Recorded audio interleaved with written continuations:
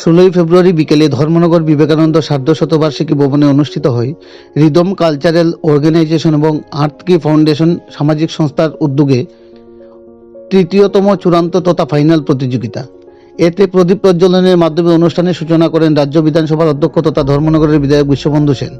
আর্থকি ফাউন্ডেশনের ফাউন্ডার নীতিশ দেব সহ অন্যান্য বিশিষ্টজনেরা উপস্থিত ছিলেন। আর্থকি ফাউন্ডেশন মূলত একটি কালচারাল সামাজিক সংস্থা। এরা সমাজের পিছিয়ে পড়া প্রতিভাবান শিল্পীদের তুলে এনে সমাজের সর্বোচ্চ শিখরে পৌঁছে দিতে কাজ করে থাকে। এই সংস্থাটি শুধুমাত্র উত্তর জেলার ধর্মনগরেই নয়, এর বিস্তৃতি উত্তর জেলা সহ ঊনকোটি, ধলাই জেলা ও পার্শ্ববর্তী রাজ্য আসামেও বিস্তৃতি লাভ করে।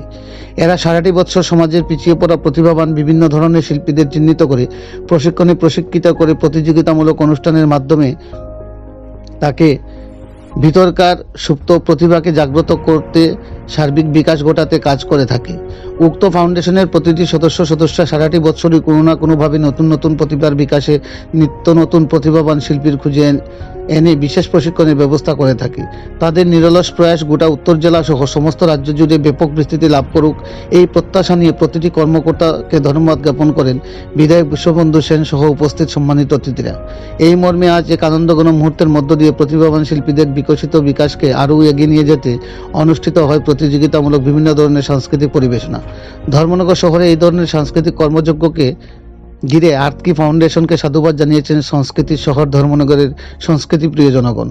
ধর্মনগর প্রতিনিধি রিপোর্ট, শ্যামলী ত্রিপুরা। তো মঞ্চে আছেন আমাদের শহরবাবু, আমাদের কল্যাণী মিঠন, আমাদের চেয়ারপারসন এবং বিশিষ্ট সংগীতজ্ঞ আমার ভালোবাসা রবীন্দ্রনাথ আর আপনার শুভেচ্ছা ভালোবাসা। আজকে ভারতের সঙ্গে পরিচয় সম্ভবত আপনার 7-8 বছর আগে একবার রথযাত্রায় আমাকে আমন্ত্রণ করে নিয়ে গেল। অপূর্ব প্রোগ্রাম, প্রচুর মানুষের মনুষ্য সমাগমের মধ্যে ওরা দেখলাম পানীয় জল খাওয়াচ্ছে, দিচ্ছে। আমাকে নিয়ে দেওয়া হলো বেশ কয়েকটা শিশু মুখানের পানীয় দিলাম, একদিকে ছবি কিন্তু এখন আমার কাছে আসে, খুব সযত্নে আমি রেখেছি। একটা সোশিও কালচারাল এবং একটা সমাজে কাজ করে যারা, এগুলো আর্থিক ফাউন্ডেশন শুধু সাংস্কৃতিক অনুষ্ঠান নয়, বহু সামাজিক কাজ ওরা করে, যার জন্য আর্থিক ফাউন্ডেশনের প্রতি আমার একটা মানসিক ভালোবাসা আছে। আমাদের প্রোগ্রামের উদ্দেশ্য, অ্যাকচুয়ালি আমাদের প্রোগ্রামটা রিদম কালচারাল অর্গানাইজেশন এবং আর্থকি ফাউন্ডেশন সামাজিক সংস্থার পক্ষ থেকে আমরা এবছর তৃতীয়বার আয়োজন করেছি, যার ফাইনাল প্রতিযোগিতা আজকে ধর্মনগর বিবেকানন্দ সার্ধশতবার্ষিকী ভবনে হচ্ছে। আমাদের প্রোগ্রামের মূল উদ্দেশ্য হচ্ছে, আমাদের সমাজে অনেক প্রতিভাবান শিল্পীরা আছে, অনেক সুপ্ত প্রতিভা আছে।